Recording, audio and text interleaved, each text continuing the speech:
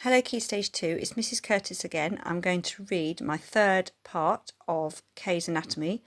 And the bit I've chosen today, you're going to love this, is, can you read what it says there? Farting. Yes, we're going to talk about farts today. That always makes everyone laugh, doesn't it? Doctors don't say farts, we say flatus. Well, we say that at work. All the rest of the time we say farts like everyone else. Farts are the body's way of getting rid of any gas that's in your digestive system. And then it says here, do you know why you don't mind the smell of your own farts, but everyone else's farts are vomit central? Nor me. You can't expect me to know everything. There's a picture there.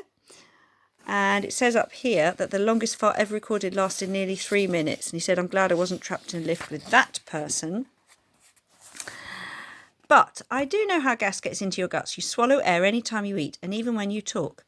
Various things increase the amount of air you swallow, such as drinking fizzy drinks, eating too quickly, sucking on pens. Some of it might come out as burps, but the rest of the air will continue on its journey south. Adding to that, the amount of bottom gas are those bacteria that live in your gut. As they feast on the food in your intestine, they produce some pretty stinky air. I'm sure you've noticed that some foods make you fart a lot more and a lot stinkier. Beans, chickpeas, cabbage, sprouts, onions and meat all contain chemicals that cause a particularly noxious hell cloud to pff out of your bottom. How often do you fart? Most people do it at least 10 times a day. If I'm ever talking to friends and I stink the room up, I always blame it on Pippin. I hope my friends aren't reading this, or Pippin. Pippin, bad dog. Ah, poor Pippin getting blamed for that. And the next bit I thought was vomit, which is also pretty disgusting and horrible. But we've all been there, nearly in front of the toilet, yawning out the colours of the rainbow. It's really horrible, isn't it, when you feel really sick and you do vomit.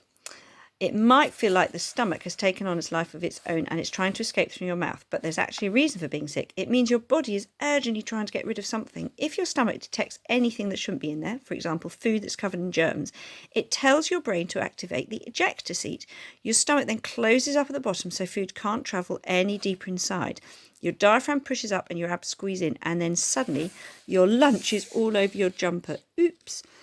The horrible smell of vomit is caused by a chemical called, and I don't know how to say this, Key Stage 2, so you can find out, butyric acid.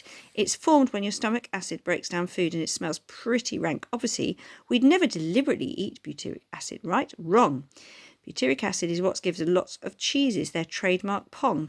So if you've ever thought that Parmesan smells like puke, then you were quite right. Maybe you shouldn't have eaten that week-old piece of chicken you found in the bin after all. At the same time, your mouth produces a lot more saliva to protect the enamel on your teeth, which can get damaged by the acid in your puke.